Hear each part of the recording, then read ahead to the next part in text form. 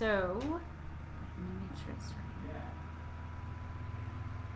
starting. Okay, so I gave a talk on Sunday about Heavenly Mother for Mother's Day, and I really appreciated the opportunity to do so. And so I thought I'd share some ideas that I came across as I was preparing for that talk. It's not something that we often talk about, though I see more and more people talking about it. And I think the one thing I really realized is that the issue is not that we don't have information about her. The issue is that we don't talk about it. So in any case, first off, I will say there's two things I think that we talk of specifically that I found when we talk about Heavenly Mother. Number one, we're made in her image as women. We're made in her image. And that because of that, that we had to, I'm trying to think here how I want to frame this. We have a divine inheritance. So the quote that I'm getting this from is from President Elaine Jack of the General Relief Study Presidency a number of years ago. This says the spiritual characteristics we inherit from our heavenly parents have to be developed. And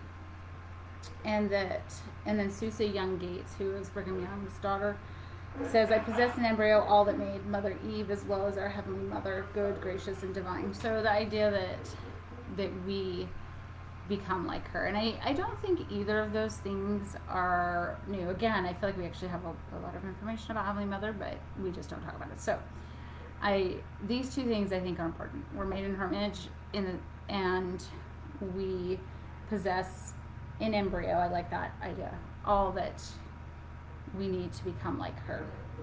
So that said, mostly when we talk about Heavenly Mother, we're talking about her, and I kind of like this, we're talking about her and Heavenly Father in partnership. So the idea being that they work together. Now this may seem kind of like, well, that's no big deal, but it is, because I think it's good for us to recognize that all that Heavenly Father is all that Heavenly Mother is also. So really quickly, I'll just run down some characteristics. I'm not going to go through the quotes I found, but I actually pulled quotes from both the church website, the Gospel Topics essay that they have on our Heavenly Mother, as well as current-ish quotes from leaders, general leaders within the church. So General Relief Study presidents, apostles, presidents of the church. So that's where I tried to pull them from. So I'm trying to be very, within a doctrinal framework.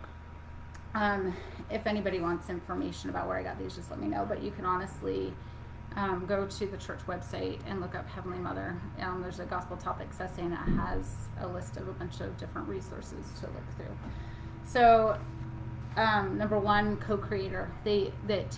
That our Heavenly Parents created all of this, all the creation around us together. That it was a partnership, that this was done together. That they're both heavily involved in our lives. I think I want to read a quote with that one, because I feel like one of the problems we've had is that we haven't been willing to recognize, or not wanting to recognize, or not feeling like we even care to recognize the involvement of our Heavenly Mother. I'll read a couple of these quotes. So this is from Elder Holland. On a particularly difficult day, or sometimes a series of difficult days, what would this world's inhabitants pay to know that Heavenly Parents are reaching across streams and mountains and deserts, anxious to hold them close? So the idea that she's a part of this, again, partnership that wants to be with us. And then Jean Bingham, who is a General Relief Study president, says, do you think our Heavenly Parents want us to succeed? Yes, they want us to succeed gloriously. And do you think they will help us? Absolutely.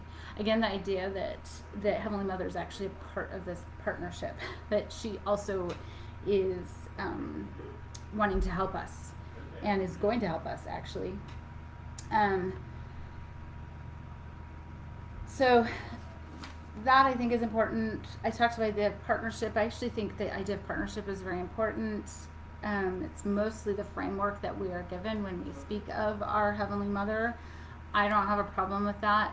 At some point I probably will talk about Adam and Eve as archetypes and symbolic of, if we want to talk about the polarities of male and female. But I think kind of even just recognizing that they're a partnership equal to each other and equal in importance and in what they do even. So they also use the term designer.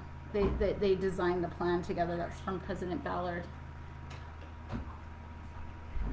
So President Ballard said this. It says, we're part of a divine plan designed by heavenly parents who love us. Again, the concept that Heavenly Mother was part of this.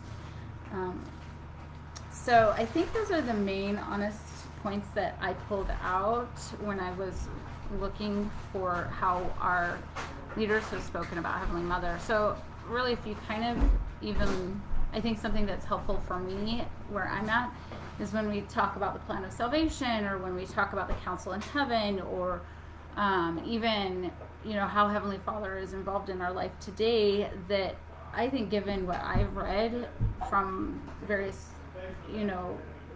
leadership in the church, that actually we could easily talk about, so if you picture the council in heaven, we could easily picture a Heavenly Father and a Heavenly Mother co-leading that council, whatever that may look like. I mean, we don't know. But the idea that they're co-leading this council, they're co-creating. So when we talk about the creation of the earth, again, I don't really know what that looked like, but there's a partnership in that. They're equally concerned in our lives. They equally want to be part of our lives. I think we can discuss how are we able to communicate or connect with our Heavenly Mother, but I may share that. I may share my ideas on that in a different video. I kind of just wanted to kind of throw out these basic concepts of what we actually do know about our Heavenly Mother.